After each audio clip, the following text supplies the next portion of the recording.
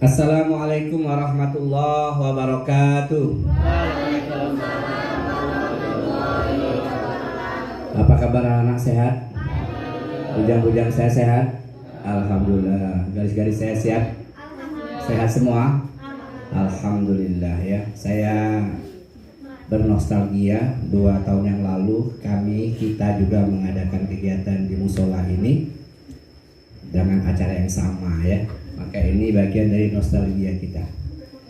Anak-anakku rahimakumullah, alhamdulillah bersyukur kepada Allah Subhanahu wa taala di hari yang mulia hari Jumat ini Allah kumpulkan di sini dalam rangka memberikan penguatan kepada kita semua untuk ke arah yang lebih baik.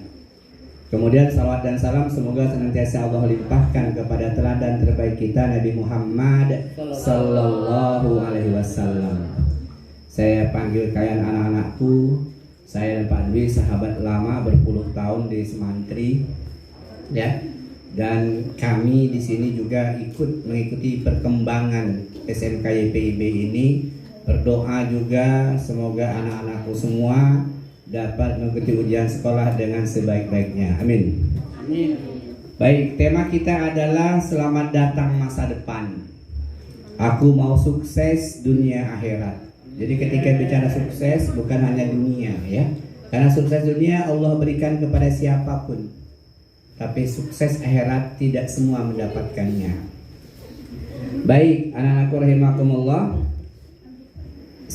Perbincangan yang terbanyak yang paling sering dilakukan ketika kelas 12, mau kemana setelah lulus ini? Coba ada yang bisa bantu nih 1-2 orang. Mau kemana habis lulus ini? Ya kamu coba. Mau? Kerja. Putra yang ganteng, apa rencana tamat ini? Kerja juga ya. Kok nggak ada yang nikah sih? Anak saya tanya, kalian tamat ke-12 mau kemana? 1, B, aku mau merantau ke Jawa. B, aku mau berkebun aja, tanah bak luas, mantap. Ada cewek cantik, B, aku mau kawin. Wow, saya bilang ini lebih mantap lagi. Ada yang mau sama kamu anakku? Woi B, di kampung, di dusunku, di talangku, aku paling cantik. Padahal saya lihat mukanya 5,8 ya. Iya, nah ini rata-rata kata bujang, saya tahu juga rupanya benar. Body 5,4.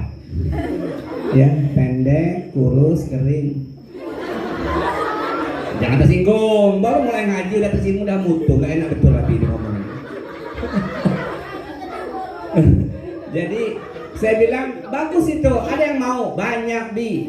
Pantesan kamu tiap hari kalau masuk itu Pak Dwi, woi dandannya kalah artis ibu kota. Saya bilang tolong dilap dulu bibirnya. Kenapa? Terlalu menor. Kamu bukan penyanyi dangdut, nantilah.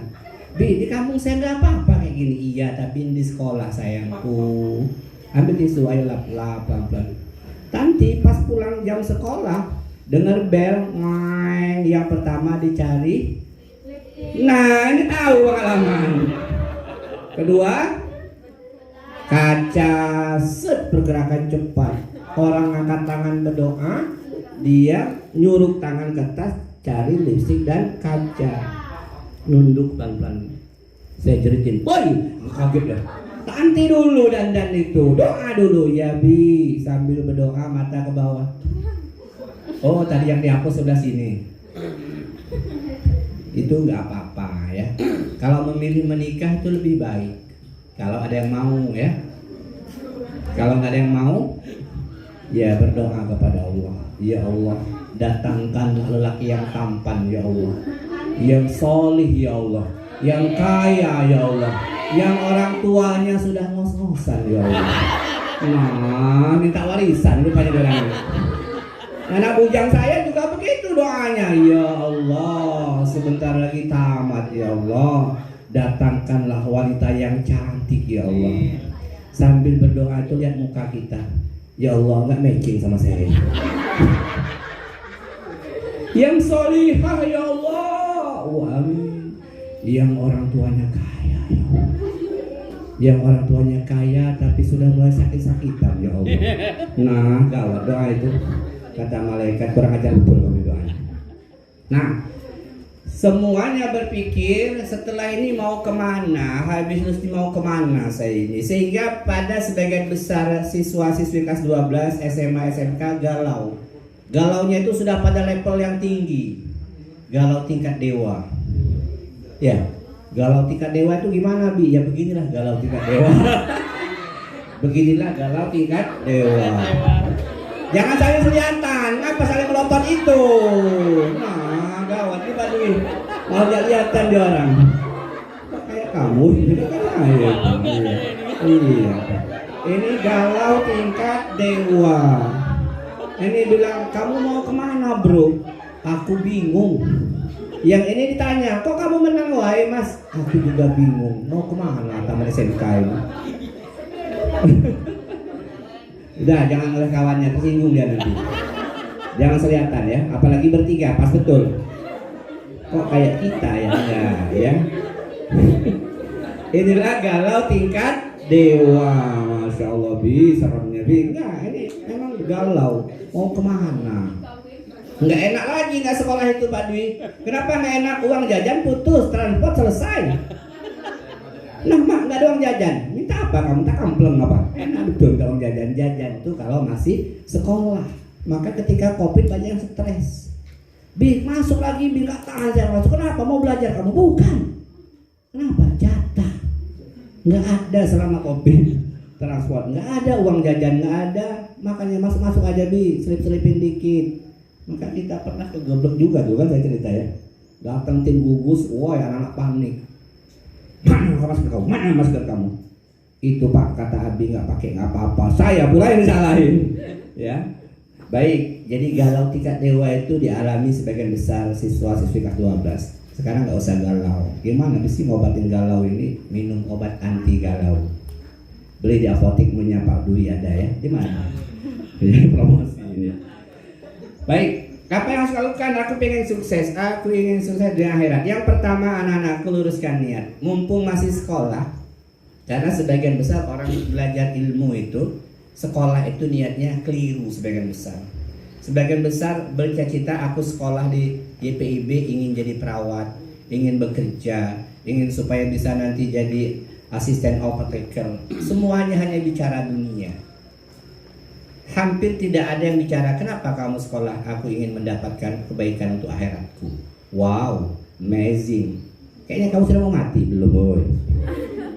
Kok kamu bicara akhirat? Loh, kematian itu mengintili kemanapun kita pergi. Murid saya kelas 12 tampan kayak mereka ini, ganteng, kalem, cool. Maco, tahu maco? Manis enggak, congor mah iya. Murid saya itu benar-benar maco. Bolos jam 12 siang pas mau sholat zuhur. Kalau saya waktu jadi kepala sekolah saya paksa. Zuhur wajib. Kalau nggak saya sabet kamu orang pakai apa pelepah bambu. Siap li. Nah 2 orang kabur, nyumput diam-diam. Belum masuk ke jalan raya utama, masih di simpang itulah, disamber sama truk sawit, meninggal bujang. Ganteng, tampan, putih anaknya, nggak banyak tingkah. Ya Allah, ada bertangisan kawannya. Nah itulah kematian, mengintili. Mengintili itu apa sih? Mengikuti kemanapun kita pergi. Maka anak-anakku, mumpung masih sekolah, pengen sukses di akhirat, pertama luruskan niat. Aku belajar ini untuk kebaikan akhiratku. Karena dunia pasti sudah Allah siapkan untukku. Paham? Dalilnya mana Bi? Dalilnya jelas. Innamal a'malu binniyat wa innamal likulli imri'in ma nawa. Sesungguhnya setiap amalan tergantung pada niat dan Allah akan memberikan balasan sesuai dengan apa yang kita niatkan. Kalau sekolah ini niatnya hanya untuk ijazah, dapat ijazah. Hanya pengen ranking 1, ada yang ranking 1. Hanya pengen juara kelas, ada juara kelas. Hanya pengen lulus, ada yang lulus. Dan insya Allah lulus semua, amin. Tapi beramal, berbuat, belajar hanya tujuan untuk itu, dapatnya itu doang. Nanti di negeri akhirat ketika sampai pada hari kematian, ketika dibuka catatan amal di yaumil mahsyar, zong, blank. Ya Allah, alangkah lama aku sekolah, 6 tahun SD, 3 tahun SMP, 3 tahun SMK, 12 tahun.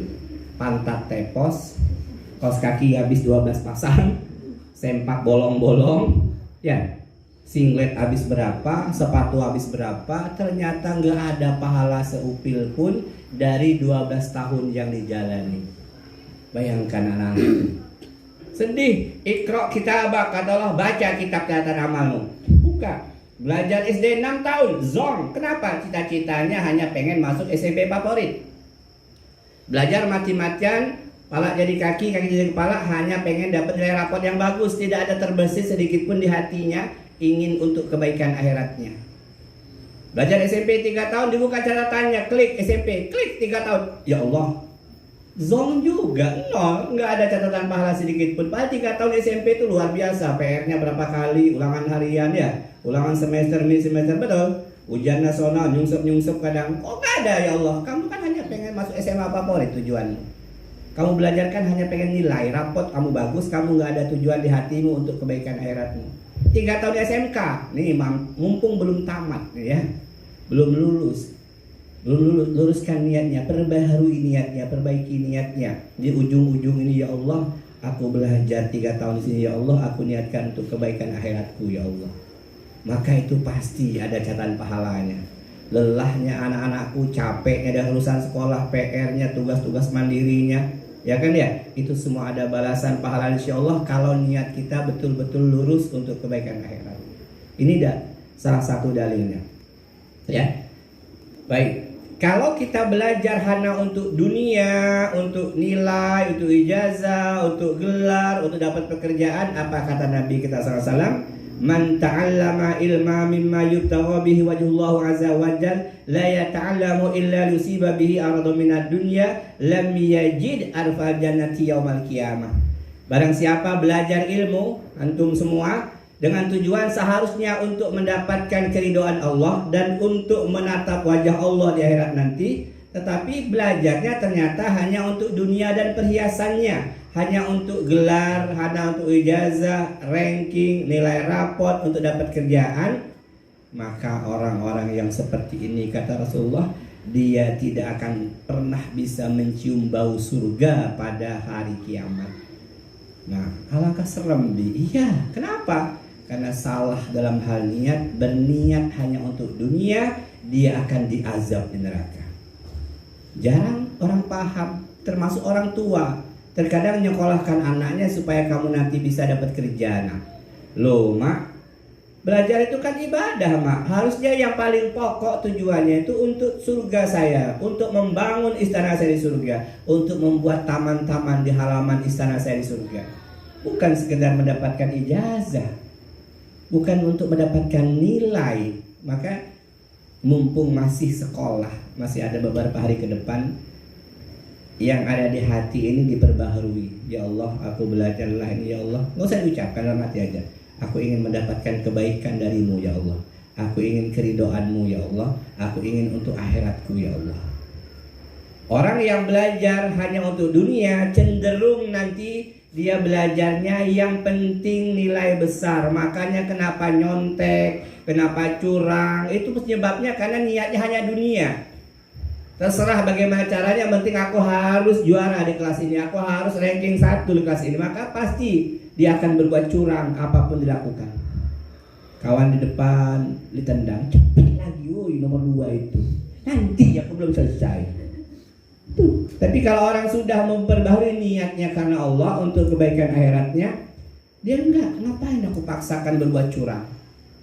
Curang tidak akan menaikkan derajatku di hadapan Allah. Curang tidak mendatangkan pahala, bahkan dosa bertumpuk-tumpuk. Kalau aku curang mendapatkan ilmu ini, maka jelas nanti ketika bekerja kemungkinan curang jauh lebih besar. Maka banyak orang-orang pinter di negeri ini, profesor, doktor, koruptor ya. Kenapa? Karena niat cari ilmu, belajar agama, belajar ilmu pengetahuan umum dunia, itu hanya untuk dunia tok. Maka anak-anakku sayang, perbaiki niatnya untuk kebaikan akhiratku, untuk mendapatkan keridhaan Allah Subhanahu wa taala. Nah, ini satu hadis aja, satu yang saya sampaikan untuk kalian. Nah, ini kalau belajar hanya untuk dunia, pengen ranking juara kelas, lihat pingsan terkapar-kapar. Ya, belajar persiapan ujian nasional dari jam 8 malam sampai jam 1 dini hari.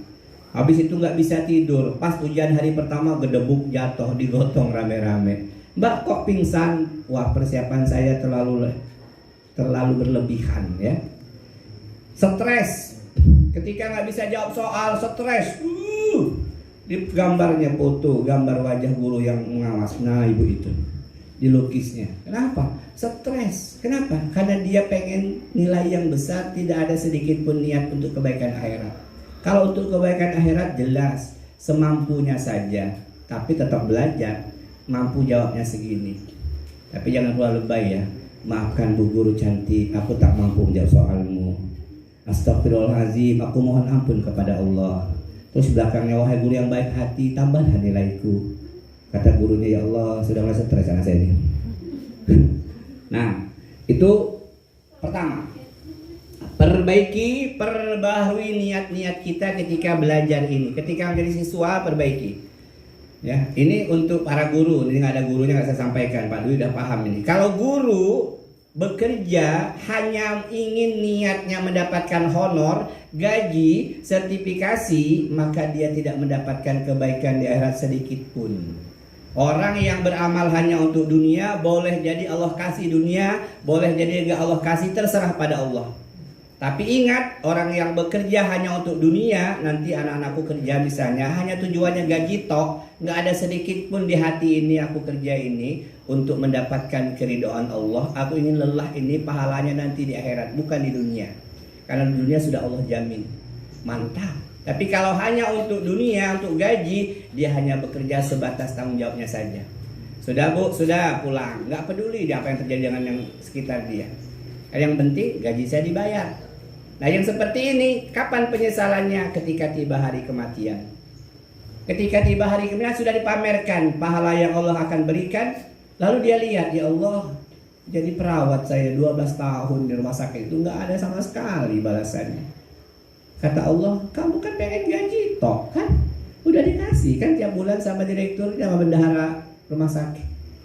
Kamu kan hanya pengen jadi asisten apoteker dan sudah digaji kamu, itulah 12 tahun itu. Alangkah ruginya. Menyesal ya. Barang siapa yang menghendaki kehidupan dunia dan perhiasannya, niscaya kami berikan, kata Allah, kepada mereka balasannya pekerjaan mereka dunia dengan sempurna dan mereka tidak dirugikan. Tapi orang yang beramal seperti ini pada ayat ke-16-nya, itulah orang-orang yang tidak memperoleh di akhirat kecuali neraka. Ulaikal ladzina laisa lahum fil akhirati ilan nar. Dia dapat neraka, diazab dulu dia karena keliru dalam hal niat bekerja hanya untuk dunia dan perhiasannya. Baik, yang kedua, apa yang mesti kita siapkan? Saya pengen sukses di akhirat. Yang kedua, kamu siapkan hard skill dan soft skill kamu. Hard skill itu apa, Bi? Apa soft skill? Bukan ya. Soft skill itu yang ada di pasar rekon ya, sebelah kiri. Hard skill itu kemampuan yang kamu miliki ketika kamu berlatih, ketika kamu sekolah, ketika kamu dididik. Itu kemampuan. Hard skill. Kalau soft skill itu kemampuan untuk berinteraksi dengan orang lain. Apa kabar Mas? Alhamdulillah. Atau kemampuan untuk mengatur intrapersonal dirinya. Dia tahu apa yang dia lakukan. Dua-duanya menjadi faktor penentu kesuksesan seseorang dalam kehidupan dunia dan akhiratnya. Hard skill itu apa contohnya? Hard skill itu contohnya sederhana. Kamu bisa pakai mobil karena kamu berlatih. Mungkin dilatih sama kursus atau sama kakakmu, sama ayahmu nih cara nyopir, cara naik motor begini, oh diajarkan bisa. Atau belajar sama kawanmu, itu namanya hard skill. Semua orang bisa melakukannya. Tapi ada soft skillnya. Bagaimana reaksimu ketika macet? Orang yang soft skillnya buruk, sumpah serapah yang keluar. Ya, berusaha nerobos, caci maki, kurang ajar siapa yang bikin macet ini, mobil siapa yang melintang itu. Tapi orang yang soft skillnya baik, inilah kesempatan untuk zikir. Macet, subhanallah wa bihamdihi, subhanallahil azim, subhanallah. Kali ini kalau sekarang enggak, macet ambil handphone, update status, macet. E-nya 12 biji. Ada manfaatnya? Enggak ada. Orang yang bacanya rasain, mampus lu katanya. Nauzubillah. Enak kan katanya ngejek. Coba kalau zikir Subhanallah wa bihamdihi subhanallahil azim, dari hati diucapkan dengan lisan. Allah tanamkan satu pohon kurma di halaman rumah kita, di kebun kita di surga. Amin. Kalau 5 kali 5 pohon kurma. Kurma surga beda dengan kurma dunia. Tinggi besar, besarnya sebelah tempayan, warnanya putih, harumnya seperti kasur, nikmatnya luar biasa. Berarti kami nggak habis sebutin. Habis tinggi kita seperti Nabi Adam, 27,5 meter ke langit, menjulang ke langit. Maco bro, maco men, sispek segitiga atas, dadanya bidang, perutnya tipis. Kalau kami segitiga bawah, dada tipis, perut buncit. Ya sama. Itu tanda-tanda orang sudah mulai makmur. Ya, kamu kan belum nih, masih tipis-tipis. Nanti kalau sudah makmur, buncit, ini keris. Nah, anak-anakku rahimakumullah, jadi miliki hard skill dan soft skill. Hard skillnya sudah diajarkan di sekolah, bagaimana jadi perawat, bagaimana menjadi orang. Nah, kita lihat nanti contoh berikutnya ya. Hard skillnya apa? Meracik obat. Kamu pintar meracik obat, jago. Tapi kalau tidak didukung dengan soft skill, kemampuan berinteraksi dengan orang lain, kemampuan mengendalikan diri sendiri, maka itu tidak akan sukses juga. Jadi dua-duanya harus seimbang. Apa meracik obat soft skillnya? Jujur. Oh, kalau obat batuk, obatnya ini contohnya, harus diminum. Jangan dikasih yang lain, nggak jujur kamu. Ada obat yang lebih murah, khasiatnya sama, kamu jual yang paling mahal. Yang penting kamu dapat duit banyak. Bu, ini aja bu, paten bu, ini 75.000. Yang ini 25 bu, ini kurang paten bu. Padahal kita tahu sebenarnya sama-sama paten kan ya. Berarti kita nggak jujur. Meracik obat harusnya persentasenya sekian mili, kamu tambahkan biar lebih paten lagi. Habis minum obat ini orang ini ayan nanti. Nauzubillah ya. Berarti nggak jujur kita. Ada orang sakit, nggak tahu kita obatnya begini supaya ada takarannya, ada tahapan kesembuhan. Karena pengen cepat sembuh, udah bu kasih aja dosis ke 5 kali 5. Hah? 5 kali 5? Iya 5 butir kali 5 bu, sekali makan saya semalam. Besok pengumuman. Assalamualaikum warahmatullahi wabarakatuh. Innalillah. Nah udah mati pasien kemarin. Kamu nggak jujur ngasih obat. 3 kali 1 kamu embat, 5 kali 5 ya. Kemudian percaya diri, yakin bisa karena sudah punya hard skill. Lalu tidak takut gagal, dicoba terus meracik obat. Ini contoh. Hard skillnya meracik obat, soft skillnya jujur, percaya diri dan tidak takut gagal. Membuat produk, nih anak-anak bujang saya bikin produk. Ini sekarang kan zamannya kuliner, zamannya berbagai macam UMKM ya. Apa yang bisa kita produk, kita hasilkan, yakin kita bisa mengerjakannya. Kemudian soft skillnya apa? Tidak takut bersaing. Sebelah bikin bonsai, kita bikin bonsai tapi dengan perlakuan yang beda. Waduh, orang sudah dagang bonsai semua, udahlah nggak usah ikutan. Atau orang sedang usaha misalnya memproduksi ikan mas, ikan cupang, ikan koi untuk ikan hias. Kita lihat kayaknya peluangnya bagus nih untuk dijual online. Tapi kita ngelihat takut bersaing. Udah semua udah. Gak usah lah. Akhirnya ketinggalan jauh membuat produk. Perlu kerja keras soft skillnya. Mudah bergaul. Untuk apa? Nawarkan produknya. Kemana-mana nggak gengsi. Ini loh produk saya. Tahu nggak ini? Ini kalau di sana kan pecel lele. Saya bukan kodok lele. Wow. Pecel kodok ya. Pecel lele, pecel kodok. Haram bro, jangan. Ya udah ganti dengan yang lain. Jadi hard skillnya mampu membuat suatu produksi barang, tetapi soft skillnya dia tidak takut bersaing, mampu menjualnya, dia ramah bergaul dan responsif. Kalau disarankan kawannya respon, iya ditanggapi sarannya ya. Kemudian misalnya lagi menguasai ilmu keperawatan, jago dia ngerawat, pintar, ilmu teorinya paham, dia bisa ngerawat orang dengan baik. Tapi soft skillnya harus ada, sabar, senyum, kerjasama, disiplin, komunikatif. Sabar, karena biasanya pasien itu kan ngejengkelin ya. Sakitnya jempol doang, ngakunya segala badan sakit. Ya kan ya? Nah seperti itu. Maka harus punya soft skill untuk mendukung kesuksesan sebagai perawat. Ya. Kemudian jago komputer, hebat komputer, canggih main komputer. Hard skillnya, tapi soft skillnya harus didukung. Apa itu? Mampu kerjasama, komunikasi yang baik. Misalnya kerja di mekanik komputer, harus paham kita bagaimana melalui konsumen. Pak, komputer bapak ini harus install ulang pak, masalah modnya di sini pak, ini pak. Nggak bisa di apa sakitnya komputer ini, pak taruh aja dengan sini, pulanglah dari bapak ambil jam 5. Wah, kata yang punya komputer, gawat mekanik itu, nggak ada omongan sama sekali. Berarti dia komunikasinya nggak bagus ya. Baik, hasil riset Profesor Thomas J. Stanley, dari 100 faktor kesuksesan yang paling berpengaruh ternyata bukan IQ.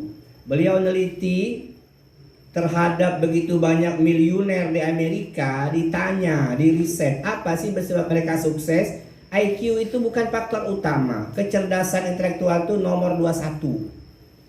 Buktinya apa? Kita lihat, ada kawan kita yang nggak nyambung waktu sekolah ya. SD aja nggak tamat, tahu-tahu mobilnya 3.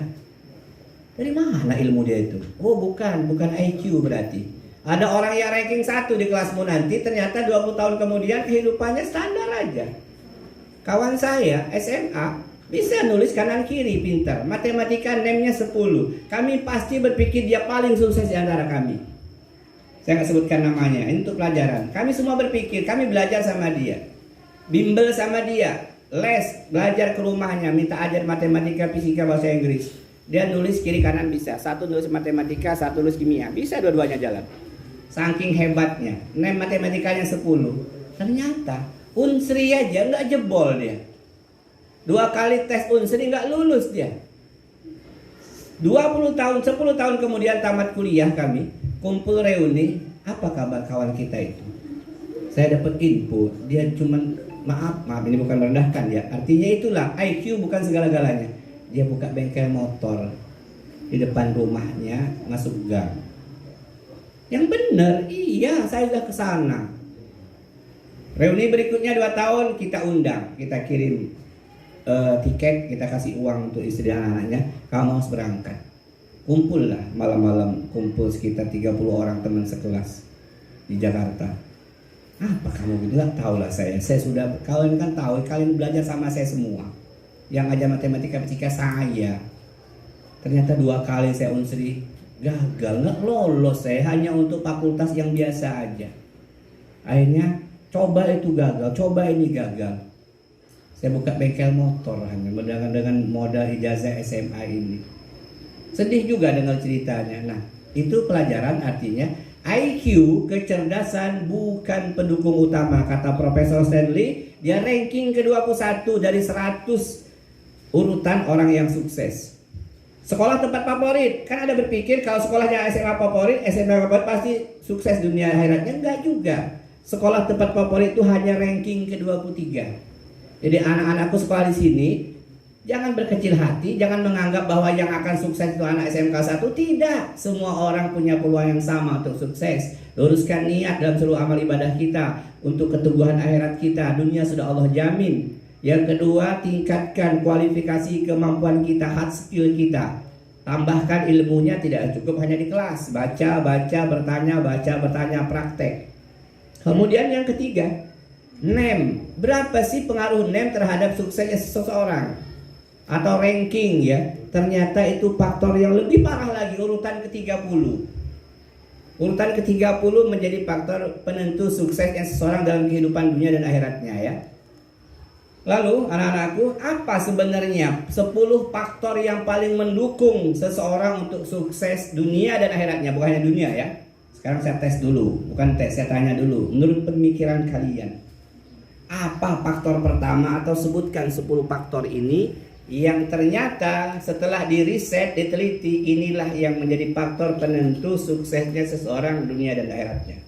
Oke, silahkan jawab. Yang laki-laki dulu, apa kira-kira menurut kalian 10 faktor ranking 1 sampai 10? Yang putra dulu. Apa kiat kalian, penentu sukses kalian dalam hal kehidupan hard skill dan soft skill kalian? Apa? Sedekah. Oke, 1. Apalagi? Apa? Bakti orang tua. 2. Ada lagi? Ibadah. 3. Terus? Cukup? Hah? Jujur.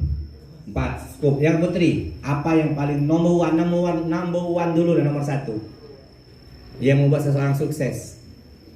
Katakan. Ayo. Ibadah sudah tadi. Atau ada ya, atau yang sama boleh. Apalagi yang membuat orang sukses? Ya, bekerja keras. Oke, boleh. Apalagi? Apa? Iya, doa orang tua, bakti orang tua sehingga dia berdoa untuk kita. Apalagi disiplin, mantap. Ini sudah mulai cerdas ya. Banyak yang akan sebutkan sudah pada masuk, walaupun sebagian juga nggak masuk. Apa yang kita lihat nanti. Ada lagi? Apa? Tekun. Iya, tekun termasuk disiplin. Kerja keras termasuk rajin. Ya, apalagi? Hati yang tulus, mencintai profesinya ya. Senang betul dengan profesinya itu. Kayak kami ini mencintai betul profesi guru ini. Kenapa senang jadi guru? Itu tuntutan batin kami. Ketika dulu mungkin gak senang, tapi ketika tulus mencintai profesi ini nyaman akhirnya. Kalau nggak belajar dengan anak tuh kangen. Saya kalau nggak sekolah nggak dekat murid kangen. Dia orang juga kalau ketemu Bi kangen sama Bi. Abi juga kangen sama kamu orang. Kalau sudah begitu hubungan guru dan murid mantap, nyaman sekolah itu, enjoy. Berangkat sekolah itu semangat 45 ya nggak? Nyanyi lagu halo halo Bandung, mana sekolah, apa mau ketemu Abi. Saya kangen sama jenggot Abi yang pirang itu, Masya Allah.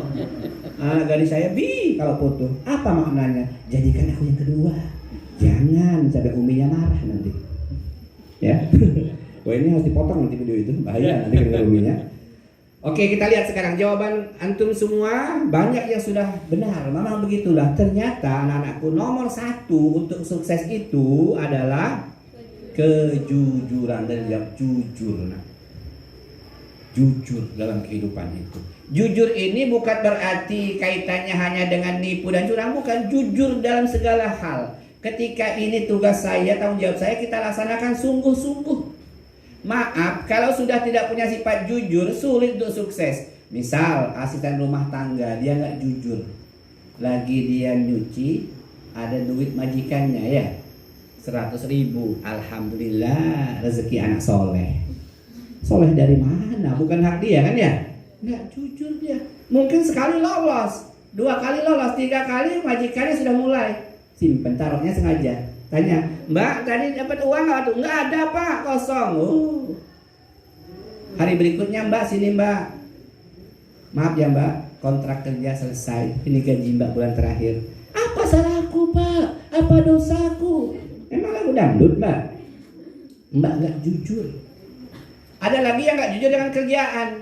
Asisten rumah tangga juga. Kalau dilihat kerjanya ada majikannya rapi, ngepelnya sampai bawah meja. Giliran majikannya pergi, ngepelnya hala bagian tengah aja.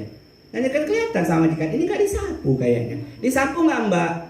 Sapu kok Bu, kok ini kotor ya, mungkin sudah kena debu. Kemarin Mbak sapu licin mengkilat, habis dipel, ini gak dipel kayaknya. Enggak Bu, sudah saya pel. Oh gak jujur kan.